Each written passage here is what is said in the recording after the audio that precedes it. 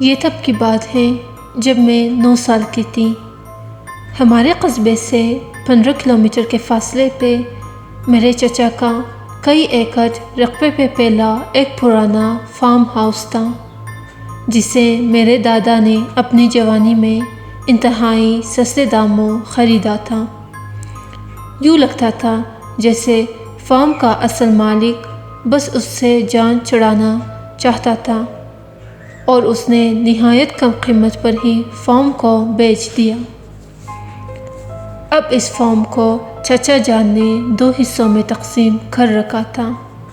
بڑے حصے میں سورج مکھی اور کھانڈ کی فصل اور سبزیاں کاشت کی جاتی تھی، جبکہ فارم کے وسط میں ایک لکڑی کی بار سے پارٹیشن کر کے مویشی پالنے کا احاطہ بنا دیا گیا تھا۔ حیرت انگیز طور پر چچا نے فارم کے لیے کوئی ملازم نہیں رکھا تھا، بلکہ خود اور اپنے 20 سالہ بیٹے ارحم کے ساتھ فارم پر مصروف رہتے تھے اور خود ہی سارا کام سنبھال رکھا تھا۔ آبادی سے دور پرسکون اور خاموش جگہ تھی۔ ہم یعنی پوری فیملی ہر دوسرے ویکینڈ پہ چچا جان کے ہاں جاتے۔ ان کا گھر فارم ہاؤس کے دروازے کے عین باہر دائیں جانب کو تھا۔ ہم سب کچھ گھنٹے چچا جان کے ہاں گزارتے اور ایک وقت کا کھانا وہی کھا کے واپس آ جاتے، لیکن اتنے طویل عرصے میں ہم کبھی فارم ہاؤس میں نہیں داخل ہوئے۔ ایسا لگتا تھا جیسے میری فیملی میں کسی کو فارم ہاؤس وزٹ کرنے میں سرے سے دلچسپی ہی نہ ہو۔ میں نے چند مرتبہ چچا سے فارم ہاؤس کی سیر کرنے کی خواہش کا اظہار کیا، تاہم انہوں نے ہر مرتبہ کوئی نہ کوئی بہانہ بنا کر مجھے صاف منع کر دیا، اور مجھے ہر مرتبہ مایوسی کا سامنا کرنا پڑتا۔ لیکن اس سے پہر جب ہم چچا کے گھر تھے اور موسم بھی بہت اچھا تھا تو مجھے فارم میں داخل ہونے کا موقع مل ہی گیا۔ تاہم یہ میری زندگی کی ایک بھیانک غلطی ثابت ہونے والی تھی۔ حسب معمول سب کھانا کھانے کے بعد چائے پیتے ہوئے خوش گپیوں میں مشغول تھے۔ وہاں چونکہ میرا ہم عمر کوئی نہیں تھا، اس لیے اکثر و بیشتر میں بور ہی ہوتی رہتی تھی۔ اس دن بھی بوریت کی وجہ سے میں چپکے سے اٹھ کے باہر صحن میں آ گئی۔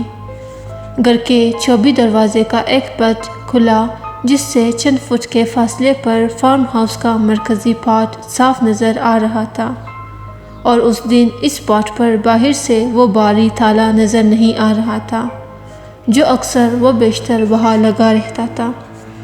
میں نے ادھر ادھر دیکھا اور کسی کو بھی اپنی طرف متوجہ نہ پا کے خاموشی سے گھر سے باہر قدم رکھ دیا۔ باہر جاتے ہی میں تجسس اور ایکسائٹمنٹ کے ساتھ فارم ہاؤس کے پھاٹک کی طرف بڑھی اور پھاٹک پر پہنچ کے دروازے کو دھکیلا، لیکن وہ بھاری دروازے اپنی جگہ سے نہ ہلا۔ میں نے دونوں ہاتھوں سے پورا زور لگا کر اسے اندر کی جانب دھکیلنے کی کوشش کی، اور بمشکل تمام دروازہ اتنا سا کھل پایا کہ میں سکڑ کر اندر داخل ہو سکوں۔ چند لمحوں میں فارم ہاؤس کے اندر تھی۔ فارم پر سورج مکھی کی لہراتی فصل اور زرد پھولوں کا سمندر دیکھ کے بے اختیار میرے منہ سے ستائشی فقرے جاری ہو گئے۔ بھلا اتنی خوبصورت جگہ کو کوئی کیوں چھپا کے رکھنا چاہے گا؟ میں نے سورج مکھی کی فصل کے بیچوں بیچ بنی پگڈنڈی پر آ کے بڑھتے ہوئے سوچا۔ فارم پر ایک گہری خاموشی طاری تھی، جس میں محض وقتاً فوقتاً پرندوں کی چہچہاہٹ ہی سنائی دیتی تھی۔ سورج مکھی کا قید ختم ہوتے ہی سبزیوں کی کیاریاں شروع ہو گئے، جو 3 فٹ لائن تک پھیلی ہوئی تھی، اور ان کے پار لکڑی کے تختوں سے بنا ایک احاطہ نظر آ رہا تھا، جس میں لکڑی کے ہی بنے 2 چھوٹے اور ایک بڑا ہیٹ دور سے ہی پرانے اور بوسیدہ لگ رہے تھے۔ سبزیوں کی کیاریوں کے اندر سے گھومتی پھرتی میں احاطے کے چوبی دروازے پر پہنچ گئی۔ اس پر کوئی کڑی یا لاک نہیں تھا، اور دھکیلنے پر آسانی سے کھل گیا۔ احاطے میں قدم رکھتے ہی مجھے ایک عجیب سی بے چینی کا احساس ہوا۔ ایسے لگا جیسے مجھے کوئی دیکھ رہا ہو۔ میں نے آس پاس چاروں طرف نظریں دوڑائیں، مگر احاطہ بالکل خالی تھا۔ وہاں انسان تو کیا، کوئی مویشی بھی اس وقت موجود نہ تھا۔ یقیناً سب جانوروں کو اس وقت احاطے کی پشت پہ چڑھنے کے لیے چھوڑا ہوگا، میں نے سوچا۔ سامنے موجود سب سے بڑے ہٹ کا دروازہ کھلا تھا۔ اس کمرے میں جانوروں کے لیے سردیوں میں کھلانے کے لیے بوسہ اکٹھا کیا گیا تھا اور بوسے کو ایک بہت بڑے ڈھیر کی صورت میں کمرے کے وسط میں رکھ کر اسے ترپالوں سے مکمل ڈھک دیا گیا تھا۔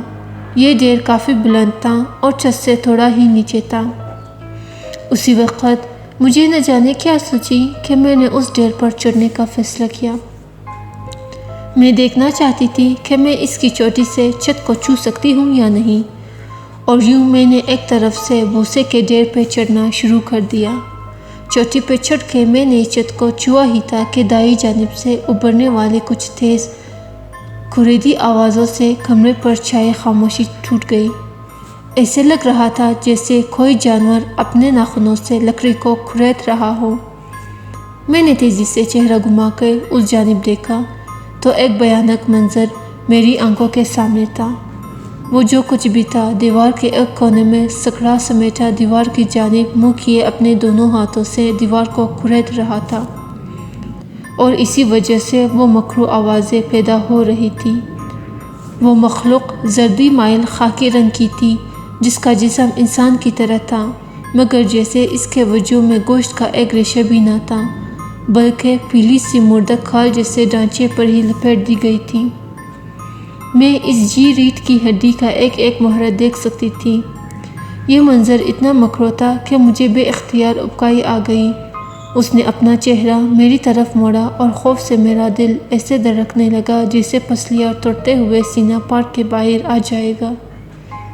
اس چیز کی شکل ایسی تھی جیسے کسی انسانی لاش کے چہرے کو ہتھوڑے سے پیٹا گیا ہو۔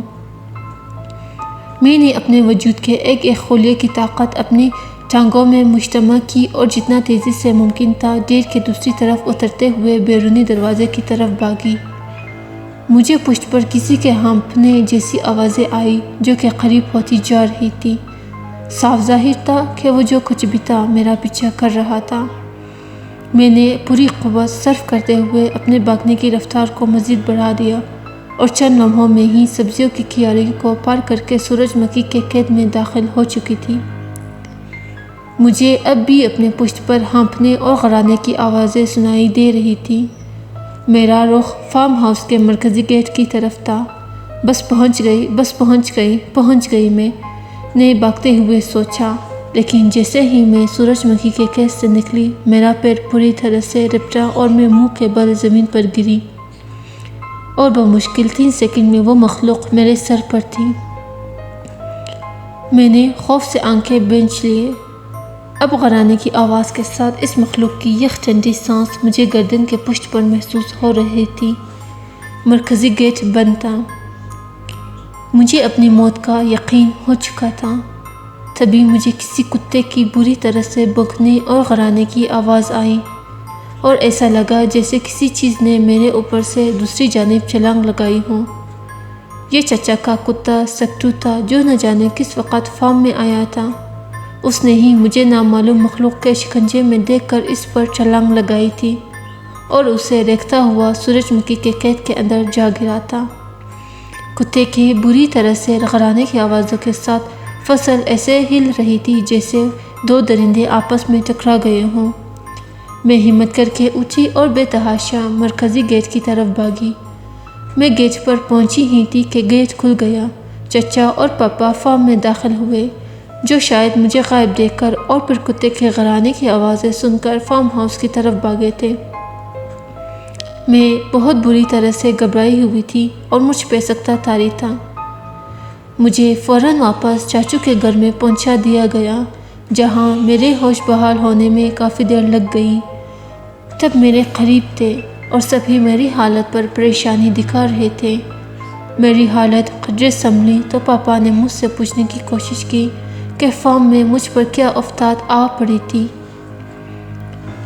میں چند لمحے خاموش رہی، پھر ہمت کر کے بولنا شروع کیا اور سب کو بتانے کی کوشش کی کہ فارم میں مجھ پر کسی انجان مخلوق نے حملہ کیا تھا اور میرا تعاقب کیا۔ وہ میرے سر پر پہنچ چکی تھی جب سکتیوں نے اس پر حملہ کر کے اس سے میری جان بچائی۔ اس سے پہلے کہ میں کچھ بولتی اور اس مخلوق کا حلیہ بیان کرتی، چچا جان نے میری بات کاٹ دی اور بولے، ارے بیٹا، یقیناً وہ کوئی لومڑ ہوگا۔ اس علاقے میں لومڑ اکثر نظر آ جاتے ہیں، گھبرانے کی کوئی بات نہیں۔ آج تک لومڑ کے حملے سے کسی انسان کی موت نہیں ہوئی اس علاقے میں۔ میں جانتی تھی کہ وہ لومڑ نہیں تھا بلکہ ایک خوفناک عنقریب تھا، مگر چاچو کی اس بات پر میں نے خاموش ہو گئی اور ہم گھر واپسی کے لیے نکل پڑے۔ اگلے دن کا سورج طلوع ہوا تو میرے دل سے رہا سہا خوف بھی جاتا رہا اور یہ سب محض ایک ڈراؤنے خواب جیسا لگنے لگا۔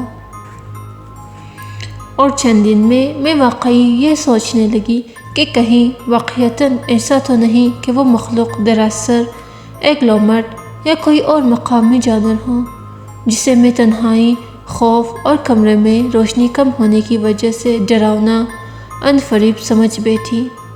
یوں ہی چند ہفتوں میں بات آگے گئی۔ ایک ماہ گزر گیا اور میں اس واقعے کو تقریباً فراموش کر چکی تھی کہ گھر میں پھر سے سب کا چچا کے ہاں جانے کا پروگرام بننے لگا۔ ایک لمحے میں تو میں بری طرح سے جھکی، لیکن پھر یہ سوچتے ہوئے ساتھ جانے کو تیار ہو گئی کہ اب بھول کر بھی فارم کا رخ نہیں کروں گا۔ اس طرح ہم چاچو کے گھر کی طرف روانہ ہو گئے۔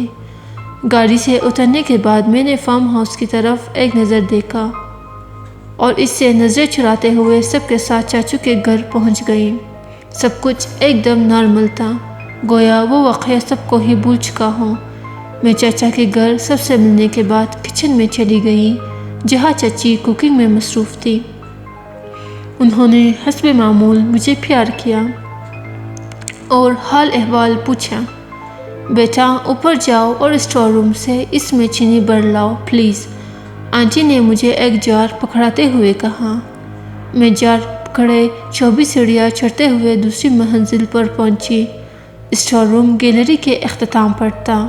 گیلری میں نیم تاریکی کا سما تھا۔ میں نے اسٹور روم کا دروازہ کھولا اور اندر داخل ہوئی۔ چینی سے بھری پیٹی سامنے ہی پڑی تھی۔ میں اسے کھول کے جار میں چینی بھرنے لگی۔ وہی لمحہ تھا جب میں نے کمرے میں ایسی آوازیں سنی جیسے لکڑی کی کسی چیز کو ناخنوں سے کریدا جا رہا ہو، اور میری نظر خود بخود کمرے کے 24 شیڈ کی طرف گھوم گئی جس پہ وہی عفریت بیٹھ کر پشت میری جانب کے دیوار کو کھرچ رہا تھا۔ میرے ہاتھ سے جار چھوٹ کر زمین پہ جا گرا۔ نہیں، پھر سے نہیں۔ میں نے چیخنے کی کوشش کی لیکن میری آواز نے میرا ساتھ نہ دیا۔